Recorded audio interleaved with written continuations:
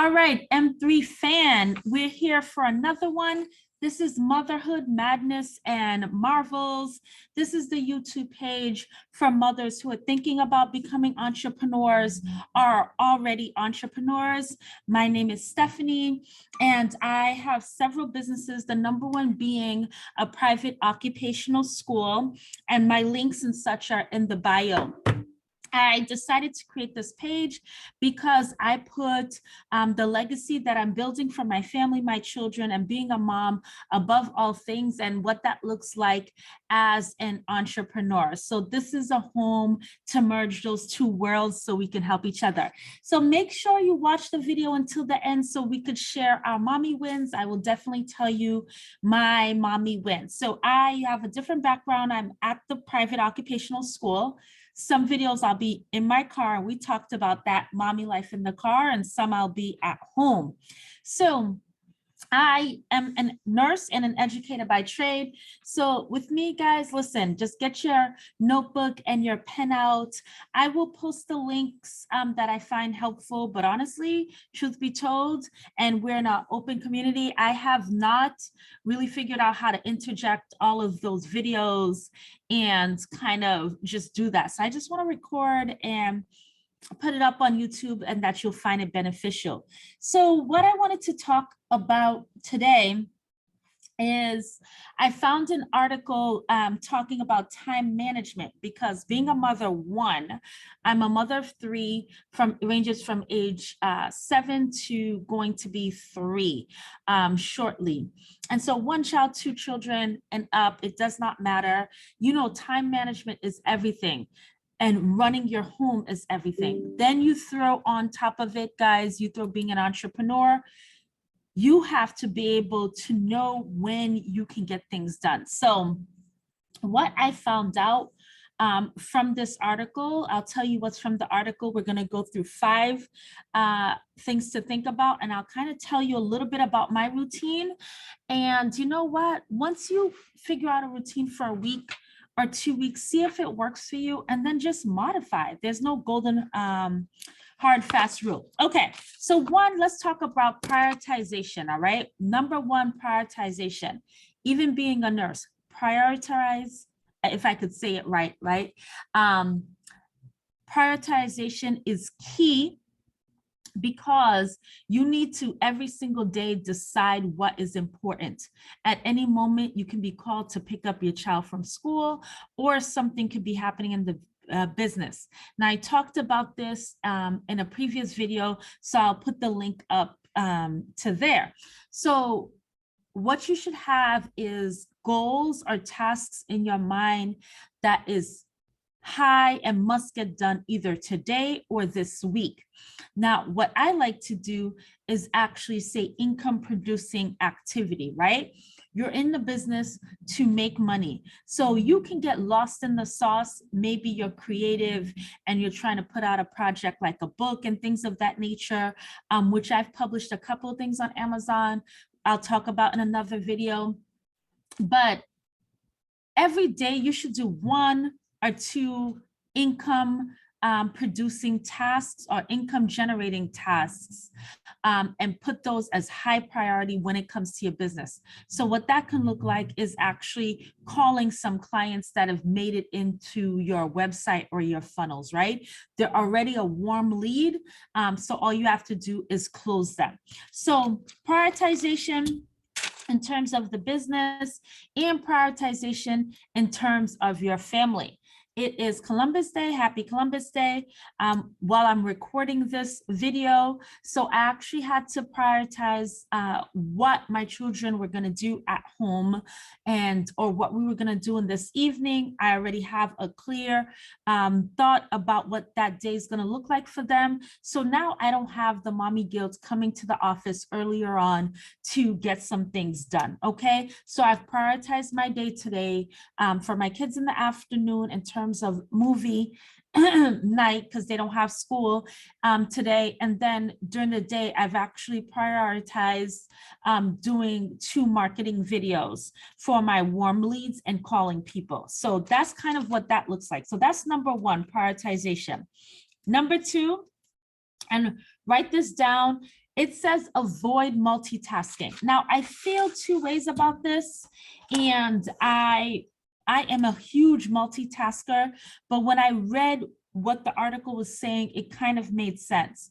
When you switch your mind to another task, you lose some momentum and you take 23 minutes to refocus, is what the research is saying.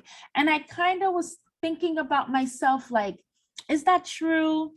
And I could say a little bit. I've always been energetic and multitasking, which a lot of people might not operate the way that I operate, but because it's part of my personality, I've been able to thrive in that situation. So it's saying avoid multitasking. If you do need, because sometimes in business, there might be a lot of redundancy and you need to break it up, I would take my top 3 tasks that I've prioritized for the day to get done. If they're on the computer, I might have the 3 tabs open, and all of you understand, you might get tired of looking at the book you're writing, you switch to calling some clients, and then you switch to something else, maybe working on ads. And so that's how I would do that, because sometimes I do need to switch gears. So let me know in the comments, how do you feel, if you're pro multitasking or against it? So that's number 2. Number 3 is eliminating distractions. You can't always do that. That's why here at M3, we're giving very realistic things. But what I have found, I have some peak times. One, I'm starting to wake up earlier. I usually rise early.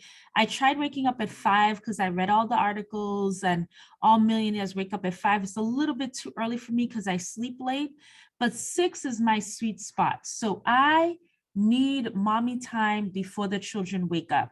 It just clears my head. And even if I don't write it down, I kind of mentally know what I'm going to do for the day, or I might take that opportunity to respond to some emails. But another eliminating distractions are my evening hours. Sometimes I will put the phone on silence. So the evening hours with the children, 5 to 8 p.m., we all know those are the witching hours. But after that, my husband works a little bit later. So I'll have the evening after the children go to bed. And for me, I eliminate distractions and I'm able to get a solid 2 hours of things done uninterrupted. Another thing, which is why we were talking about in the car with the moms know that car life, sometimes you're eliminating distractions while you're in the car. So I'll get phone calls done, Bluetooth, of course, while I'm driving somewhere.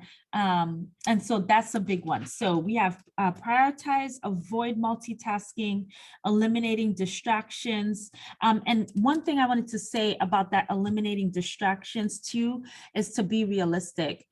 Don't think you could have 4 or 5 hours of your day. I don't even set myself up for failure.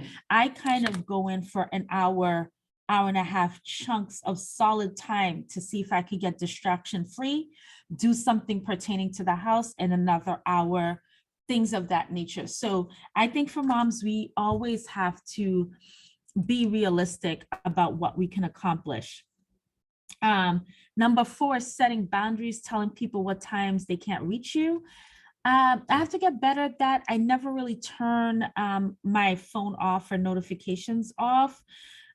Because even in the eliminating distractions in the late evening, my phone's not off, but you can program it to like certain people can come through. So one thing I want to say about that, setting boundaries as well. I, of course, have a cell phone. Of course, being a business owner, when I first started, I had the 2 phones, but there are apps like Ring Central and other things. And so I use the Ring Central app for my business. And what I actually do is I have, when you call it, like my current students can break through kind of like my transit system that I've set up on my automation and call me or text me so I could help them out. But say if somebody calls it actually goes into the series, press 1 if, press 2 if, press 3 if, and one of them sends them to automation, where I have things built up like videos on YouTube to watch, getting to my text messages. So I have my phone do a lot of the calling, because really and truthfully, I could not answer all of the calls as they were coming through. And I was losing sales, and it was hard for me to keep set hours in order to have walk-ins, because I had activities to do with my children and things like that. So I actually turned the phone into like a virtual assistant, if that makes sense, with the automation. And now that I'm speaking about that, I will do another video about that. And so that's number 4. So number 1, prioritize. Number 2, avoid multitasking. Number 3, eliminate distractions. Number 4, set boundaries. And number 5, doing the hardest task when you feel the best. And for me, sometimes the hardest task is getting content or marketing material out, right? Makeup, I'm in front of Zoom, I've got my filters going. And so I try to figure out the time of day when I feel the best so that I could get that done. And then at home, I have my laptop, I'm in, my pajamas or whatever I'm in, the children are running around. I could answer emails and do other stuff, but it's not really the content stuff. So I think that is a definite huge one. So let me know what you feel about these 5 things to think about. I think they're super important. And so now let me share with you my mommy win. But before I do that, make sure you like and subscribe. I also want you to put your mommy wins down in the comments so that we can all support each other. So my mommy win is that my youngest daughter is about 85–90% potty trained. She still has some accidents at night. We were putting pull-ups on her at night. She started to regress a little because she would wake up like, oh, these are the pull-ups that I love, and wanted us to wear it. She wanted to wear it throughout the day. We kind of fell back a little bit because we gave in to her demands, right? She's turning 3 shortly. And so now we've completely been really good with toiling her before she goes to bed, not putting the pull-ups at night, and have gotten her back. And so I would say that given a few like maybe situations that might happen, I would consider her 100% potty trained. She is my last child, last of 3. And so now all my children are potty trained. Huge mommy win. All right, put yours down below, share your businesses, guys, and let's all support each other. And so don't forget to like and subscribe to the video and tell me what you want me to post more of, but I'll basically just vlog about my journey and things that come along. I'm going to post a link in the description to that article with these 5 things to be aware of. All right, take care.